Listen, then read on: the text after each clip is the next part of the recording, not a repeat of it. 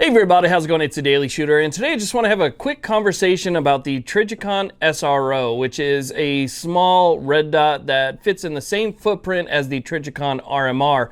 One conversation that I have pretty frequently with people is, I looked at the SRO, I'm just not sure if I want it because it's not as tough as the RMR. So let's talk about it. Listen, we love our dogs. They're more than just our friends and companions. They're family, so treat them like family and give them all-natural Maxi Squad chews and treats. With no added hormones, no antibiotics, and no other harmful ingredients, Maxi Squad treats are a perfect substitute to your dog chewing on your couch, table leg, or in my case, anything that'll fit in his mouth when I'm not looking. Use discount code DailyShooter15 at checkout. That's DailyShooter15 and save yourself 15% off. Link below. Okay, so this video topic actually came up because I was at Spartan Arms, I was talking to some people, and the topic of whether or not the SRO is as tough as the RMR came up. And that's not the first time that I've had to answer that question for people, because people want to know, is it going to be as tough as the RMR? I really like the bigger window, but I'm just not sure if it's going to be as durable. Well, my answer to that question is almost always no. The Trijicon RMR is designed with a patented design, that's why you don't see other optics that are like it, that protects the glass in ways that a round optic just can't. So the RMR has those flat sides, kind of comes up to these two ears, and then it's concave in the middle. And so when it drops or falls, it's going to hit a spot that's going to disperse the energy from that impact around the glass itself. So it's not going to be like a direct impact to the glass. You just can't get that with a circular shell and a circular piece of glass on the inside. That impact is going to translate to the glass. Now, how tough the glass is definitely going to matter, because that's going to determine whether or not it's going to break or pop out or something like that when it hits the ground.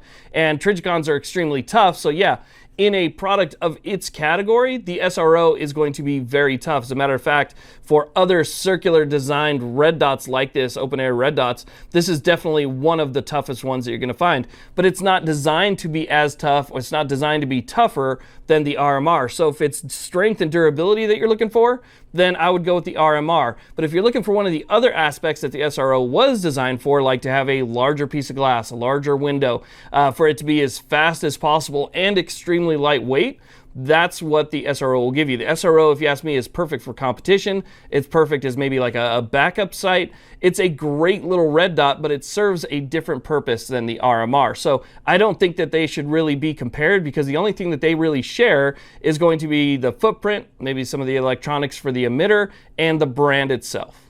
So knowing that the Trijicon SRO is not going to be as durable as the RMR, is it still worth getting? Absolutely. The Trijicon SRO is an absolutely phenomenal little red dot. It can put up with a lot of abuse. It can put up with the slide reciprocating over and over and over as fast as possible. It can put up with a lot of torture and abuse. It can withstand a lot of G-forces. It's a tough optic. It's got really nice thick glass. The outer housing is very nice. It's very durable. It's thick. It's got a nice coating on it. Again, it's a little bit different than the RMR. As a matter of fact, even the battery is different. So the battery on this one is going to be located on the top. So you would just simply undo that, put in a new battery, put the cap back on, and you're good to go, unlike a lot of the RMRs where you're going to have to actually unmount it, remove the battery from the base of the optic, and then put a new battery in. So that makes it a lot faster, especially, again, for people in competition.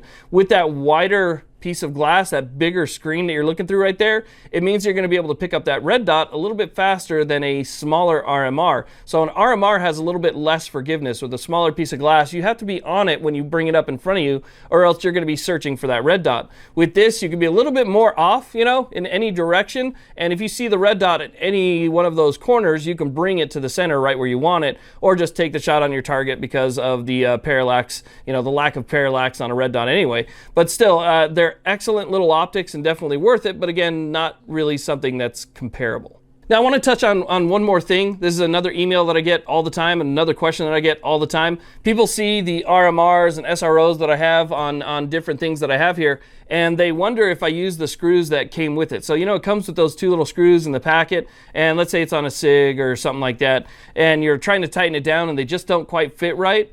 What I do to get these to fit on just about any slide is I screw it in as far as it'll go down, okay? And then I judge the distance that it still needs to go. I take the screw out, I get a Dremel, and I cut off the end of the screw. So it's usually like a millimeter, not really that. 0.5 millimeter to 1 millimeter, but it's usually about 1 millimeter. I'll cut that 1 millimeter off the screw, off both screws, put it back in, and they'll fit down just fine. If they don't go all the way down to where it's really tight and snug, I'll cut just a hair off, or I'll file it down just a little bit more in order to get it to fit, because obviously it's kind of hard to find the screws. I go to eBay sometimes and I can find screws that fit, and you can, search for exactly what you're going to be putting it on, and RMR or SRO, and search for the screws on eBay. I've been able to find them that way. But if you don't want to go through that whole process and you own a Dremel and you feel comfortable doing it, I just put the screw in a vise, cut it to the length, and then I use the screws that came with it in order to install it, and that works majority of the time. So to answer that question that I get all the time, that's usually what I do to install mine. Anyway, I know it's kind of a short video, but this was a viewer request video, since that debate, I guess we could say, came up, and I know there's a lot of people out there that were kind of curious about the SRO and how tough it is. It's tough. It's definitely probably, I'm going to say it's probably the toughest in its category, but not RMR tough. So I wanted to just talk about that today. I want to thank you all very much for watching, and I do appreciate it. Please like, subscribe. Have a great day. This video is brought to you by Hits Arms and the Hits Arms Laser Training Bullet. Train in the comfort of your own home without wasting costly and hard to find ammunition. This laser training bullet is the best I've used, with nickel plating, a cutout on the head stamp for both single and double action, and a precise laser available in a multitude of calibers. With a soft rubber striking surface, practice safely without damage to your firearm. Become a better shooter with the Hits Arms Laser Training Bullet. Also, Hits Arms Laser Training Bullets come with free laser engraving. Just leave a comment in the comments box at checkout, and they will customize yours for you. Check out my website for more information, link down below, and don't forget to use the discount code DailyShooter. Again, that's DailyShooter for 15% off.